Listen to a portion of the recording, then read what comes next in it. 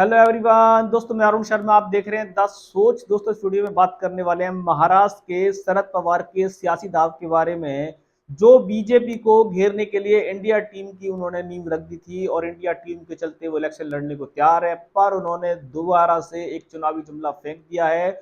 उन्होंने सियासी दल में खलबली मचा दी। उन्होंने कहा है कि वो एक राजनीतिक नेता के रूप में रिटायर होना चाहते हैं, यानी कि वो चुनाव में लड़ेंगे नहीं। और जिस तरीके से वो दूरी बनाना चाहते हैं, क्या उनको समझ में आ रहा है कि महाराष्ट्र में अजित पवार के चलते उनकी सीट भी गिर सकती है। दोस्तों, अगर आप चैनल पहली बार हैं, जुड़ सकते हैं, सारी वीडियो को देखिए। तो बात करते हैं महाराष्ट्र के सियासी पैतरों के बारे में।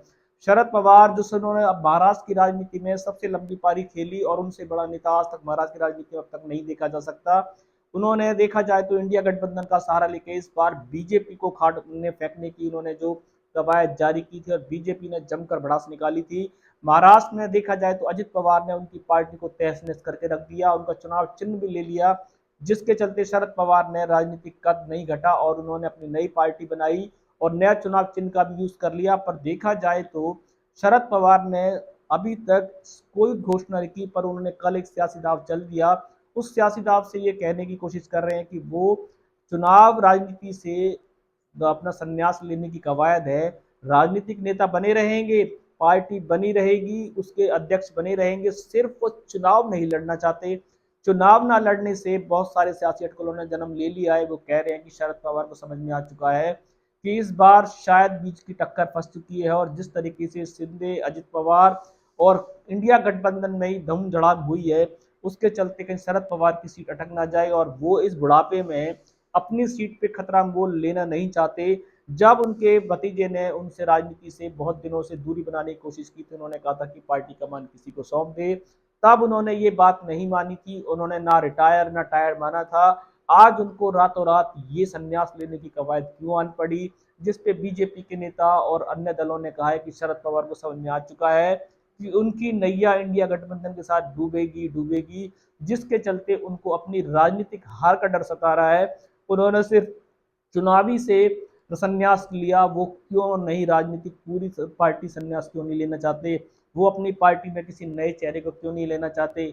ऐसी उन्होंने एक भ्रम बात करके सिर्फ चुनाव से बचने की कवायद की है, जिसपे विपक्षी दल हमलावर है। और शरद पवार ने कल ये सियासी पैंतरा फेंक के राजनीति में नया गर्मजोश पैदा कर दिया। बीजेपी कहती है शरद पवार को राजनीतिक पूरी राजनीति से संन्यास लेना चाहिए, अब वो बुढ़ापे की ओर है, उनको नए चेहरे कमान देनी चाहिए। पर शरद पवार ने इस पे कोई सियासी पलटवार नहीं किया। उन्होंने सिर्फ चुनाव से संन्यास लेने की बात कही है, उन्होंने पार्टी से संन्यास लेने की बात नहीं की, उन्होंने राजनीतिक नेता को छोड़ने की संन्यास की बात नहीं कही।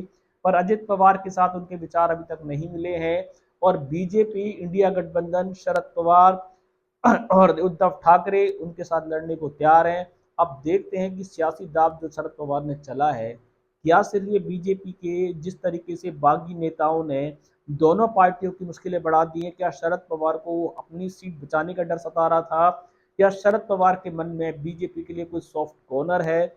समय बताएगा कि ये राजनीतिक का ऊंट किस करवट बैठेगा। शरद पवार को चाणक्य यूं ही नहीं कहा जाता। शरद पवार के अभी बहुत सारे मोहरे हैं जो चुनाव लड़ने तक और सरकार बनाने तक अलग अलग पैंतरों पे काम करेंगे। जिस तरीके से अजित पवार ने कुछ दिन पहले कहा था कि वो शरद पवार कहने से बीजेपी में ज्वाइन किए थे, क्या वो सही था?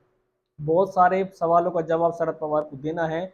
समय बताएगा कि इंडिया गठबंधन जिस शरद पवार की ओर से लड़ रहे हैं, क्या शरद पवार का उनको राजनीतिक सहारा मिलेगा, या शरद पवार एन मौके पे कोई नई राजनीतिक घोषणा कर देंगे। दोस्तों, इस रुझान पे नजर बना के रखेंगे, कोई नया अपडेट मिलेगा समय से पहले बताएंगे।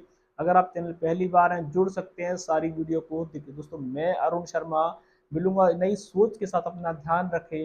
नमस्कार।